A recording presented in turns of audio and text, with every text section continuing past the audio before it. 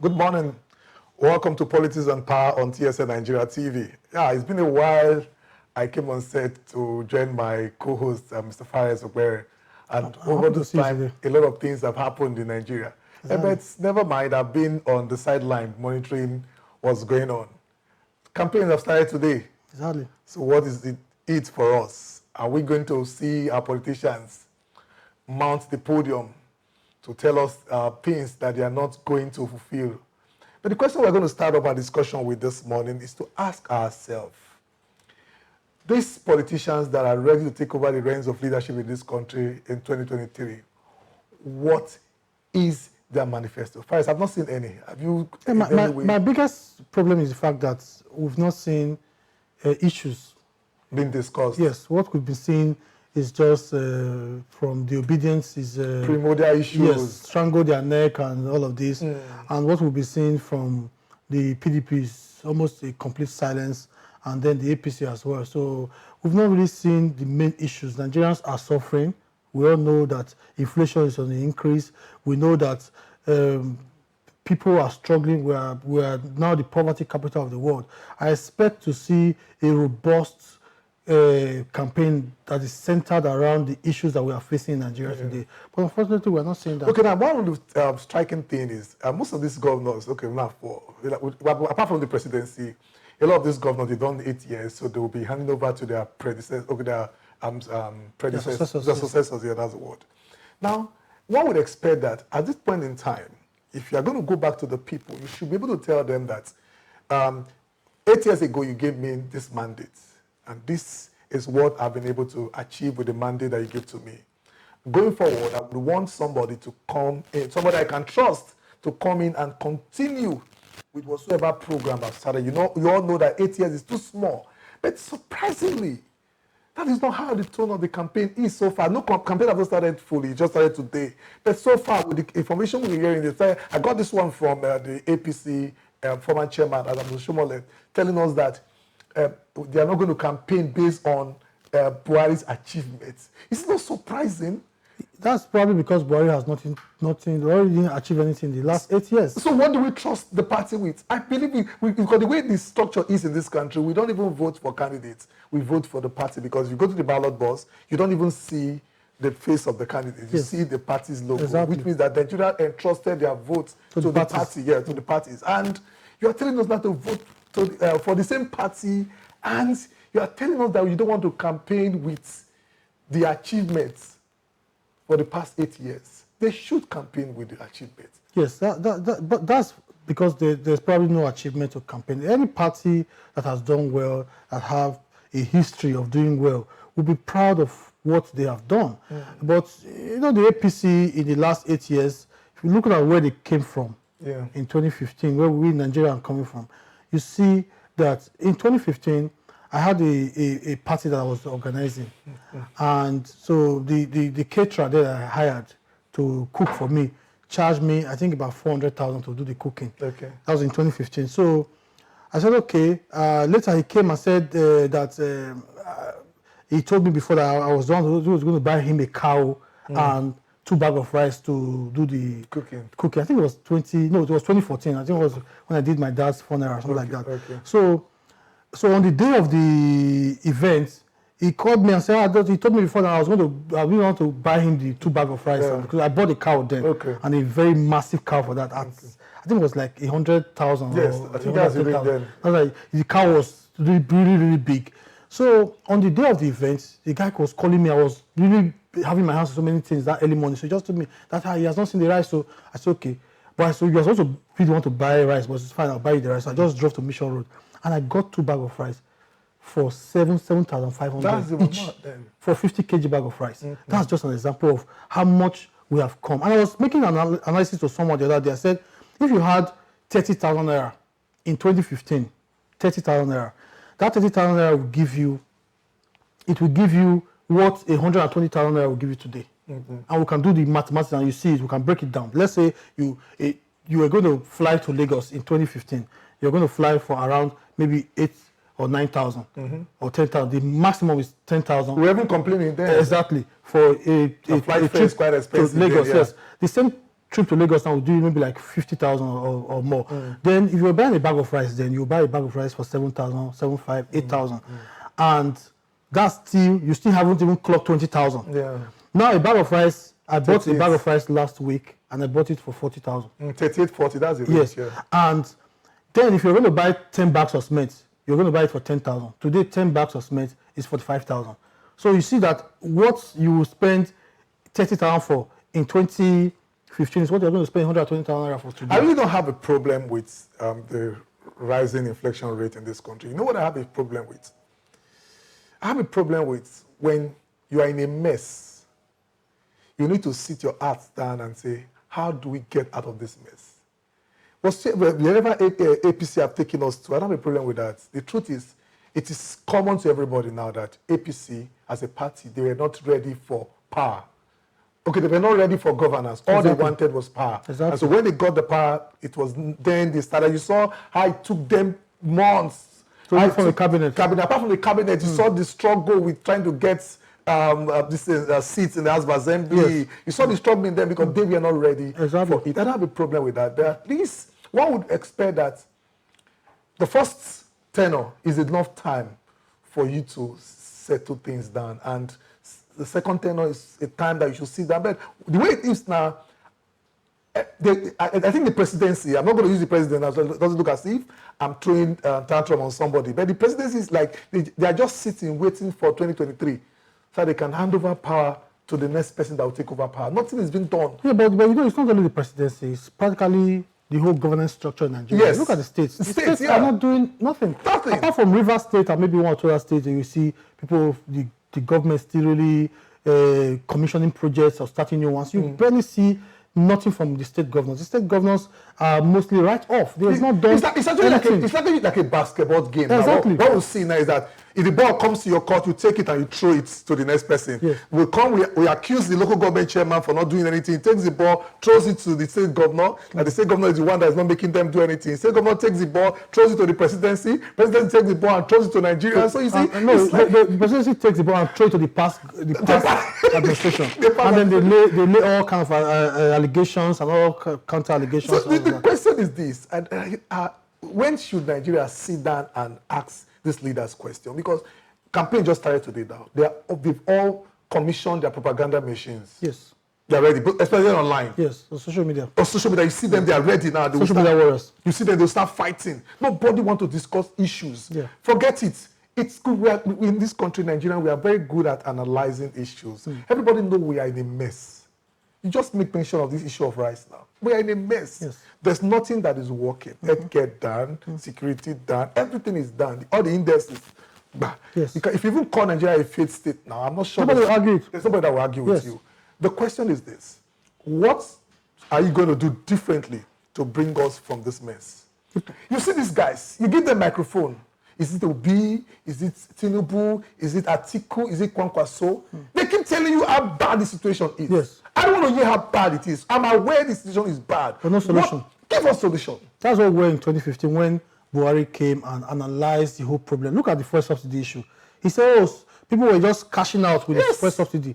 But in between 2015 and now, we paid more. Trillions. Paid more. Trillions. I saw a video online. Where Buhari was condemning the subsidy. No, not even subsidy, condemning the administration of President Goodluck Jonathan concerning ASU strike as at then. Yes. That why will you allow our children to be home?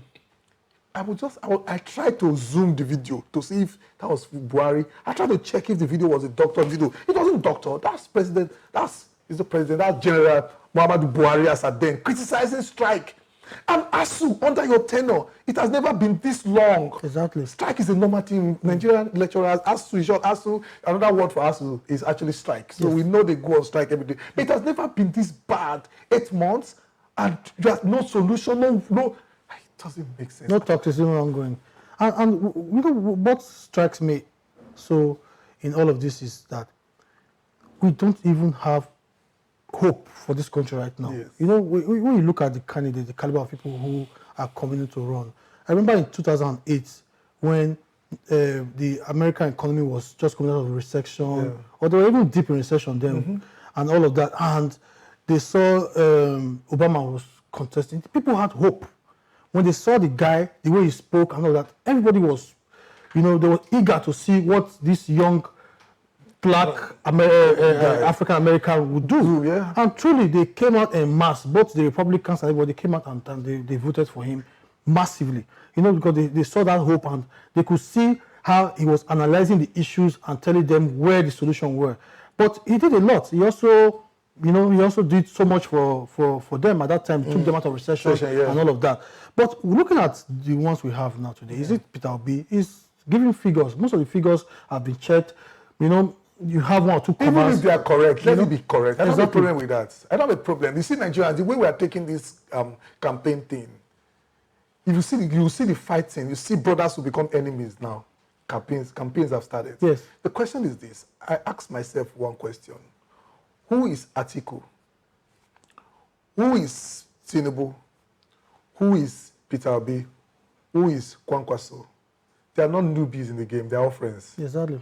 Have you seen Peter Obi talk about Atiku? Obi will never say anything bad about Atiku. Mm-hmm. So, who is the Messiah among these persons? So, Nigerians were queuing behind the lesser evil, and we are so passionate about it. Mm. I don't know if you understand my point. The question is this: we are going to vote Buhari, and we're going to vote in, and Obi comes in. What is he going to do differently? When it's time for this election appointment, you will discover that these same guys that were with him before, you just imagine me that I become the president of this country. I want to do my appointment, and I will not leave a fire out of it.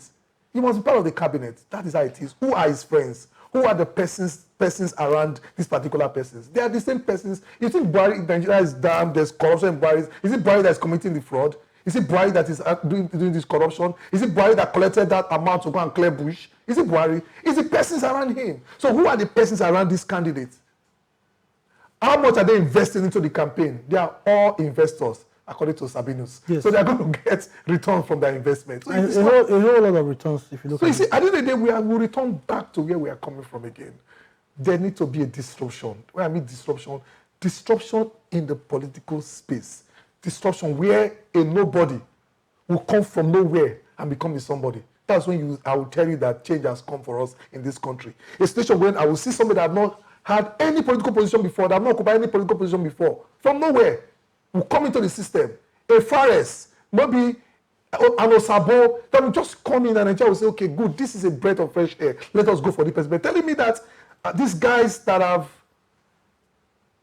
contributed in one way or the other to bringing Nigeria to where it is today. You are telling me that all of a sudden this is... But please, let's not deceive ourselves. We know that in Nigeria, that it will be very, very difficult to have someone who is relatively unknown come out and disrupt the political space. The reason is because we've been entrenched in a system where patronage, political patronage has been the order of the day. Yeah. You can have those kind of systems work in developed countries or other places when somebody just comes. Look at the Italian elections that were conducted. A relatively unknown party, a woman of 40-something years old, is now the prime minister. Came out from nowhere, having no previous political experience or anything, just came out and ran on immigration issues, on the issues that the Italians are facing. And they will vote for the person. And they voted for that person because of the issues. The Italian is grappling seriously with massive immigration issues. And she campaigned seriously on the immigration issues. And they gave her the If somebody comes out to Nigeria today and say, oh, food prices are up, fuel cost is up, transportation is up, security is not there, the person will really end up analyzing the problems. Nobody will say, oh, because this person analyzed the problem, let me vote for this person. Nigerians, as I speak to you now, they are young people, very young people who are supposed to be in school, that schools are shut down and they are home and they are being mobilized. So campaign for this same person. 30,000. Yes. 20,000 a month. They will be giving data online to be attacking Atiku, attacking and they are gladly doing it. We saw a video of two young girls in Ekiti that were celebrating that they collected 10,000 to vote for someone that because they were happy our politicians they have weaponized poverty. Exactly. So it's been a system that has been entrenched in us. Even if you bring a fresher today, the people who will tell you, even if the person is saying the truth, The people who will tell you that don't mind him are those who are the beneficiaries of the massive poverty in Nigeria. Have you seen Atiku challenging Obi? No. He's not challenging Obi. Obi will not challenge Atiku. Have you seen Tinubu doing the same? No, they won't. Have you seen those in the presidency doing it? They No. don't. Who are those fighting themselves? We are the ones fighting. They are the ones that are at home, that ASU has kept at home for 8 months. That cannot eat They are the ones, 3 square meal. exactly. They are the ones that they cannot even afford transport. Good. They are the ones that they cannot even buy data in their own phones. But they are the ones who are now fighting themselves over the same people who are elites. Many of them, their children are graduating every day from foreign universities. Yeah. You saw Buhari's daughter graduate some months ago. It was celebrated in Nigeria. Yes. Who were those celebrating it? The same people who are at home were celebrating the daughter of the president graduating from a foreign university. So it tells you that Nigerians are the problem. It's not even necessarily the leader, because the leaders will come up from the people. We are not going to bring someone from alien to tomorrow. Nobody's going to come from moon to come and be a leader in Nigeria. Yeah. The people who will be leaders in Nigeria tomorrow are still the you and I. Yes. And what are the antecedents of these people? Because I think I agree with you. Leadership in this country is a reflection of followership. Exactly. And when I tell people, you can't get what you don't desire. Nigerians, we don't desire good leadership. Because anyone that desires good leadership, the way we are going about it, that's not how we'll go about it. We'll be very intentional in going about it. We should ask questions. We don't ask questions in this country. That's the reason why things will not work. Let us ask questions. When I say ask questions, the right questions. The right questions. Let us. We should make our leaders accountable. Our leaders, they are not accountable. That's the reason why somebody can tell you, I'm going to provide X, Y, and Z jobs for you. 4 years later, it's not giving you the job. It's coming back to campaign. You're not asking the person, sir, what about the job you promised us 4 years ago? You forget about it. And it comes and it tells you that it's going to build a bridge from north to the south. I traveled over the weekend, I think last week, to Nnewi. When we were coming back, I just looked the overside of the bridge. I saw that they've completed. The word is that they completed the second Niger Bridge. But why are they not using it? They are still allocating money for the completion of second Niger Bridge. What is our problem? Which has been completed? It's completed. The cars are already planning that bridge. If you check the budget, they will tell you they collect the budget, they will tell you they want to use for the bridge. And nobody is asking questions. We have people from that region. Nobody are not even asking questions, say, what is left as far as this bridge is concerned? Nobody asks questions. It's funny. We hear a situation when a particular state, the federal government decide to pay them a certain amount that they use in constructing federal roads. The money has come. Now they are not repairing roads. Everybody keeps quiet. We are scared to voice out. I don't know. And you can't solve issues this way. Exactly. We should learn to ask questions. So this campaign, if any politician comes, I think as we're going through this season of campaign, any politicians that come, let them not talk. Tell them to keep quiet. They should only respond to questions that we ask them. Don't come and tell us, don't come and say propaganda for us, because they are very good at it. Very, very good at it. Let them. And do you know why these people, have you seen when they organize campaigns? If you look in the American elections, you see that the president will go to the University of Michigan, for example. Mm-hmm. They will hold a town hall meeting or a campaign inside the university. Yes, inside the university. Inside the university. Have you noticed that in Nigeria, they don't campaign in the university? They cannot go there. Do you know why? It's because that's why you have the enlightened people. You have learned people. They go to a stadium. Exactly. So they go to stadium and they even buy crowd. Exactly. They mobilize all the words and they tell you to bring in people. When they are bringing people, they bring in market women, they bring it. I mean, with all due respect to market women, yes. But they bring in people who they know they can't ask questions. So they just come, they buy a wrapper for them, buy things, and they just dance and sing. And most times when you go to the campaigns, have you noticed that it's just about they just dance, sing. Then after all I've not said it. Let me complete for you. And insult the other person. Exactly. No, it's not the part they will insult to. They will insult the one that is a threat to them. Exactly. They will insult that one. Exactly. And campaign has ended. And then that's all. They will not shout, hey! They will not take pictures. And these so-called guys that are supposed to be in school, that they're not in school, they will not take pictures with their mobile phone and upload on their Facebook timeline. And they'll tell us massive turnouts. Exactly. Edo State or Niger State is taken. Obi is coming, Exactly. Atiku is coming, Tinubu is coming. They are always coming.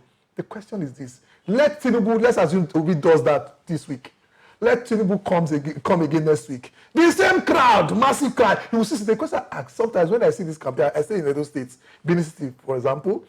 When they organize this campaign, these political campaigns now, they gather at Ogun Stadium. You see the place filled to the brim. Next week, another party will come. So I'll be asking, I say, these persons, are they staying? Because they are staying in this city. I'm not sure we'll see roads to pass. Which means that it's actually duplication.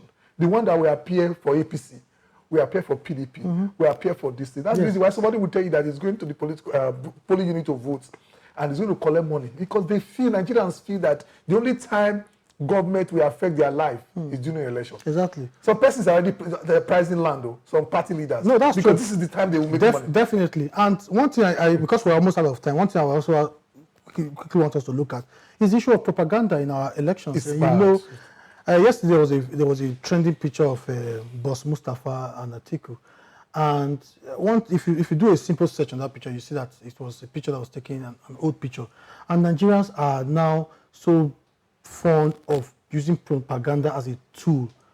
You know, we are the only country where the stark reality is looking at us, but we are not facing the reality at all.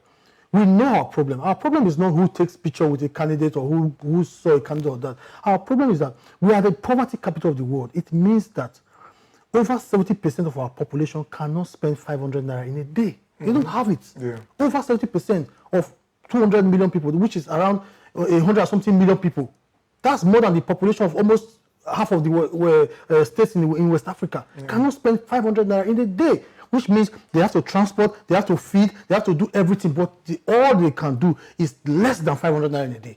And you have over 100 million people like that in that category. That's a serious crisis. Yeah. That's a serious crisis. But Nigerians are not looking at it. We are more interested in who is snapping with Atiku, who is snapping with Tinubu, who is snapping with Obi, who Obi is saying, who this is that, who that, and all these issues. We are just I'm surprised you are asking this question. I'm surprised you are worried about this issue. What did they say about the idle mind? Well, it's the devil's workshop. That's it. That's the answer. We're idle. I'm sure if you are leaving this set now, you are going to your place of work. You will not see that you want to go online, begin to search for picture you upload on your page. You are too busy for that. Sometimes only in the evening you have to go. But people are being funded to do that, you know. Yes, because they're idle. Exactly. Because the question is this: how much will this politician give to you that you can't make for yourself? If you have a job, a good paying job, that you receive as you earn money that will take care of you and your family, you will not see them be collecting 20,000 from a politician. Come on, Nigerians should get busy. Please, this issue. And another thing about the propaganda is that governance is shredded in secrecy in this country. There's no transparency in governance.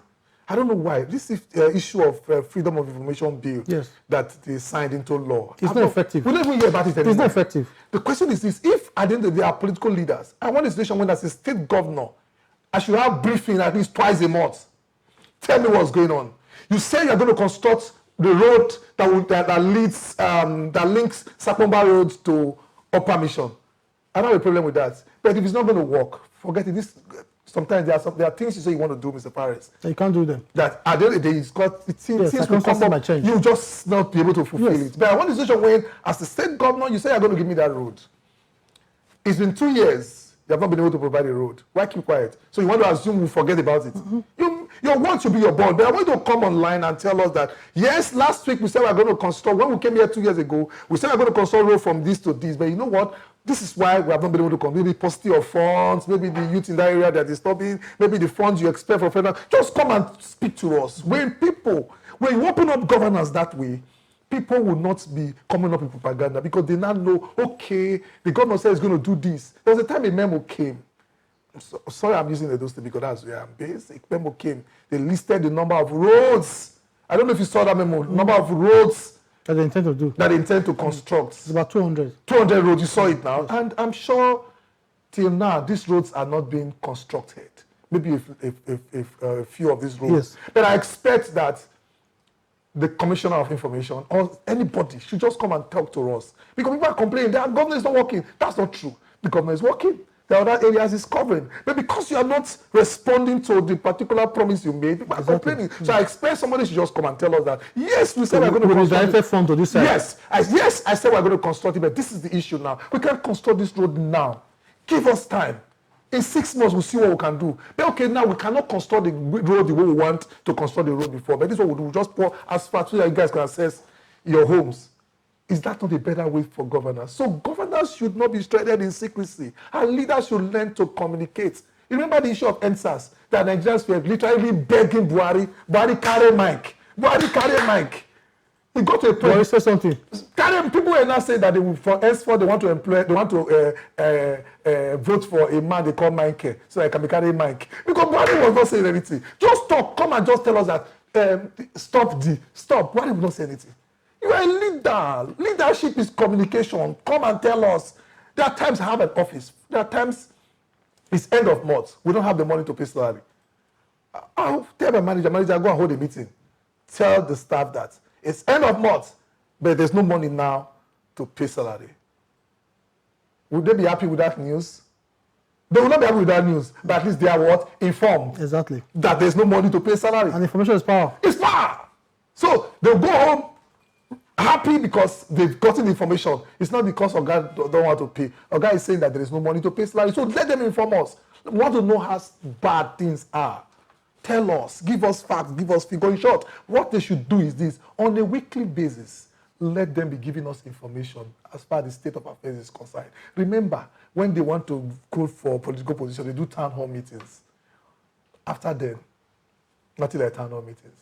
Check our legislators. They all have their constituency offices. How many times do you visit these offices? They hardly ever. They move to Abuja to stay. The moment you vote for them, you don't hear from them until another election season. They will gather again. So what do they do in the office? You go to the office to even ask them questions. You can't even call them on phone. But now they are snapping pictures. Do you know when I was working in National Assembly in Abuja, the first time we were inaugurated into the National Assembly, when we as the National Assembly staff, you see the banks in Abuja, they rush to National Assembly. And they offer the National Assembly members loans to buy houses. I'm telling you, some of them are offered loans of more than 500 million. Yes, there are other property companies that come to National Assembly. When we are just, because we have like a 1 week of induction. Okay. So the National Assembly members and their aides are inducted into the National Assembly. They are trained on what to do, what not to do, and all of that. So you are shown around the National Assembly complex and all of that. And what I noticed then that all the banks were, like everybody came to me, you are HSPA, you are on HSPA, please give me your number. They got my number, and the next thing, I'm from Zenith Bank, I'm from UBA, I'm from this, people come and collect loan, tell your guy to come and collect loan, come and buy a house, we'll pay for the house, he will pay small, we'll break it down, once you just collect salary. And 99% of all of them, once you just get to Abuja, the first thing is to take a big loan and buy a house in Abuja and start paying. And they forget about the people that they left at home. But then that's all we can have for today. Yes, we're already out of time. We're already out of time. I wish we have to talk about Nigeria too. We can talk about for the next 24 hours without stop. But fortunately, we have to end it here today. Yeah. Please, like I always say, go online on our YouTube page, click on the link, click on the notification button. Yes. It's very important so that you can see our videos first time. And when a video is posted, you get notified by YouTube that we've posted a video, and you'll be the first person to see it. And we'll please be back share. Here. And they should share. Tell them to, please. We don't have money to share, but please help us share. Share this video. Share it across all platforms. Your WhatsApp status. Share it on Facebook. Share it everywhere so that this video can get to the persons that need to know that elections have started. But please, enough of propaganda. It is time for us to ask questions that is based on issues. Let our politicians tell us how, not what, how they will be able to take us out of the mess. We'll be expecting Prince Audio Koje. We are talking to him. He's expected to be here maybe next week. Okay. He'll be our guest for next week. We'll have a 1-hour session with him to know their plans, and as the elections campaigns have started. We'll be back here again on Monday of next week. Same time. Stay safe. Bye-bye. Bye. Stay connected to TSL Nigeria and get updates on the go all day, every day. Subscribe to our YouTube channel on TSL Nigeria Space TV.